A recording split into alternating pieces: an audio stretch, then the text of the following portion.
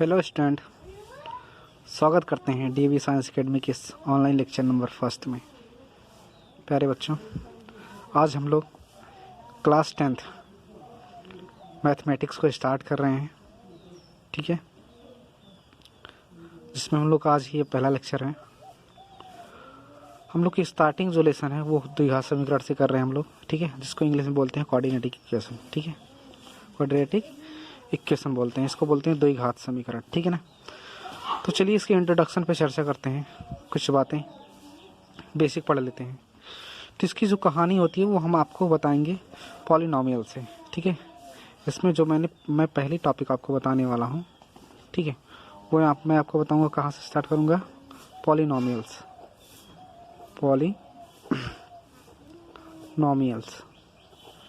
ठीक है ना। पॉलिनॉमियल्स इसको बोलते हैं बहुपद, ठीक है, बहुपद, ठीक है। नाम से इसका डेफिनेशन आप बता सकते हो। बहुपद मतलब जिसमें बहुत सारे पद हों, ठीक है। यानी ऐसा बीजगणितीय, ठीक है, यहाँ पे हम लिख देते हैं कि ऐसा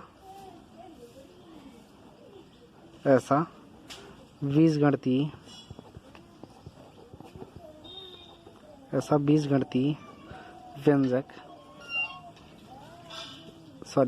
है, ठीक है। व्यंजक, ठीक है, जो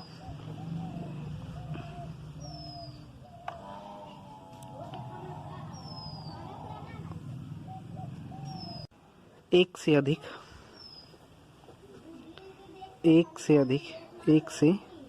अधिक पदों को रखता हूँ,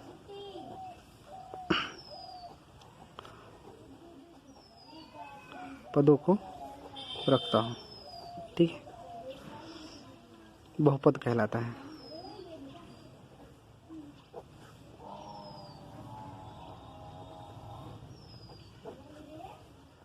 ठीक है, हालांकि बहुपद लेसन आपके में दूसरा तीसरा लेसन है, ठीक है। वो हम जब पढ़ाएंगे तो बहुपद के बारे में कुछ डेप्थ में चर्चा करेंगे, ठीक है। तो इसमें कुछ प्रॉपर्टीज़ भी होती हैं कि इसके जो पावर होते हैं वो क्या होते हैं, भिन्नात्मक नहीं होने चाहिए, वो एक इंटीजर्स पूर्णांक होने चाहिए, ठीक है। तो तमाम प्रकार की प्रॉपर्टी है हम बहुपद वाले लेसन में पढ़ेंगे। फिलहाल अभी हमें जितना पढ़ना है उसमें ही काम चला लेते हैं, ठीक है। नेक्स्ट, इसका स्टैंडर्ड फॉर्म देखिए। अगर किसी भी बहुपद का स्टैंडर्ड फॉर्म देखें तो किसी भी बहुपद का स्टैंडर्ड फॉर्म जो होता है वो होता है a0, ठीक है, x पावर 0, फिर प्लस a1, ठीक है, x पावर 1, ठीक है, फिर plus a2 x square plus a3 x power 3, ऐसे से करके क्या हो जाता है an, ठीक है, x पावर n, ठीक है। इस प्रकार से ये बहुपद का क्या है, स्टैंडर्ड फॉर्म है। ये बहुपद का क्या है, स्टैंडर्ड फॉर्म है, ठीक है। ये बहुपद का क्या है, स्टैंडर्ड फॉर्म, ठीक, नहीं बेसिक फॉर्म है, बेसिक फॉर्मेट है ये स्टैंडर्ड का, ठीक है। आप इसे इजली देख सकते हो यहाँ पे जो भी, ठीक है, जो ए का नंबर होता है वही उसकी क्या होती है, पावर होती है। ए का जो नंबर होता है वही उसकी क्या होती है, पावर होती है, ठीक है। इस प्रकार से आप बहुपद का स्टैंडर्ड फॉर्म याद कर सकते हो, ठीक है। फिलहाल बहुपद के बाद हम आपको बताते हैं कि बहुपद से ही तमाम प्रकार के, ठीक है, जितने विभिन्न प्रकार के जो हैं हमारे इक्वेशन हैं उनका जन्म होता है, ठीक है। जैसे मैंने एक बहुपद ले लिया, एक छोटा सा बहुपद ले लिया, ax plus B is equal to क्या, 0, ठीक है। देखो ये जनरली क्या है, एक बहुपद है, ये जनरली क्या है, एक बहुपद है, ठीक है। लेकिन इसको जब हम 0 के बराबर कर देते हैं, इसको हम जब 0 के बराबर कर देते हैं तो ये क्या हो जाता है, समीकरण हो जाता है। क्या होता है, समीकरण हो जाता है, ठीक है, ये समीकरण हो जाता है, ठीक है। तो ax plus B equal to 0, ये भी क्या है, एक समीकरण है। ax square plus B X plus C equal to क्या, 0, तो ये भी क्या है, एक समीकरण है।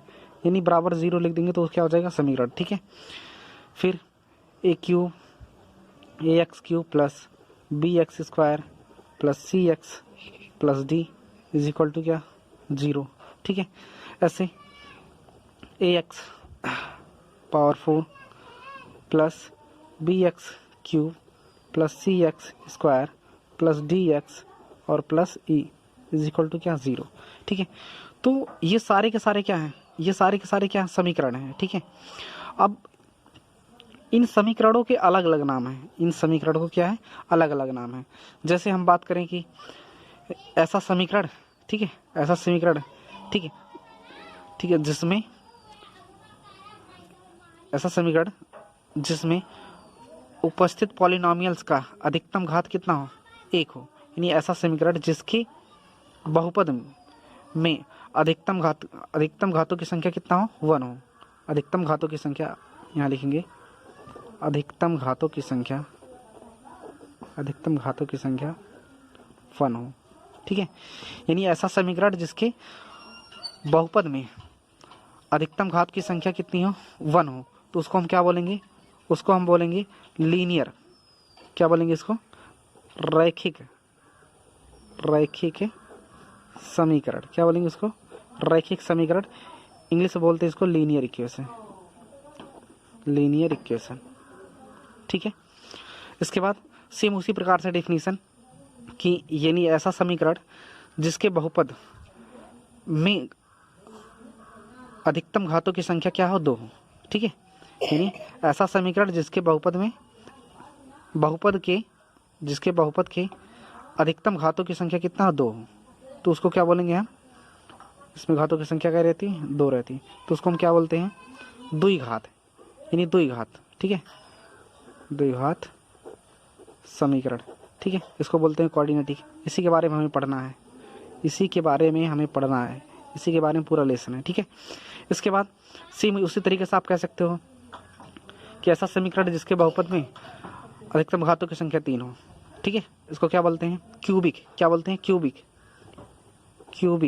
ठीक है, या इसको बोल सकते हैं क्या, त्रिघात समीकरण। क्या बोलते हैं, हिंदी में बोलते हैं त्रिघात समीकरण, इंग्लिश में क्यूबिक बोलते हैं। ठीक है, त्रिघात समीकरण। ठीक है, आगे सेम इसका भी ऐसा समीकरण जिसके बहुपद में अधिकतम घातों की संख्या कितना हो, 4 हो, तो उसको क्या बोलेंगे हम,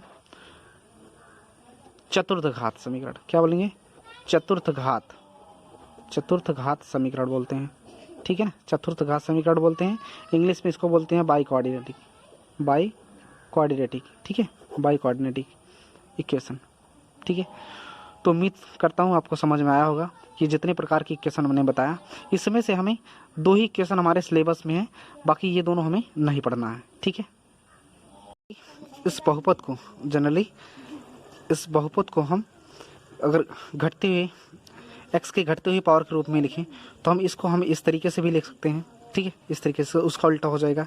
क्या लिख सकते हैं, 1 power n x power n। ठीक है, प्लस 1 पावर n माइनस 1, तो ये कितना हो जाएगा, x पावर n माइनस 1। ठीक है, कहीं बहुत सारे बुक में हमें ये फॉर्मेट देखने को मिलता है, तो आपको कन्फ्यूज़न नहीं होना चाहिए।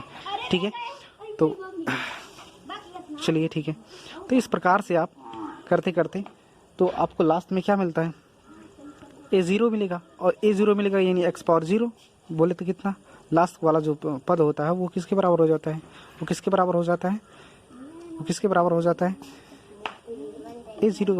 है। ठीक है, a0 के बराबर हो जाता है। ठीक है, तो ये भी एक स्टैंडर्ड फॉर्म ही है। ठीक है, सेम ये क्या है, x के क्या इंक्रीजिंग ऑर्डर में, x के क्या है इंक्रीजिंग ऑर्डर में, x की पावर के इंक्रीजिंग ऑर्डर में और x की पावर के डिक्रीजिंग ऑर्डर में। ठीक है, तो आपको कन्फ्यूज़न ना होना चाहिए।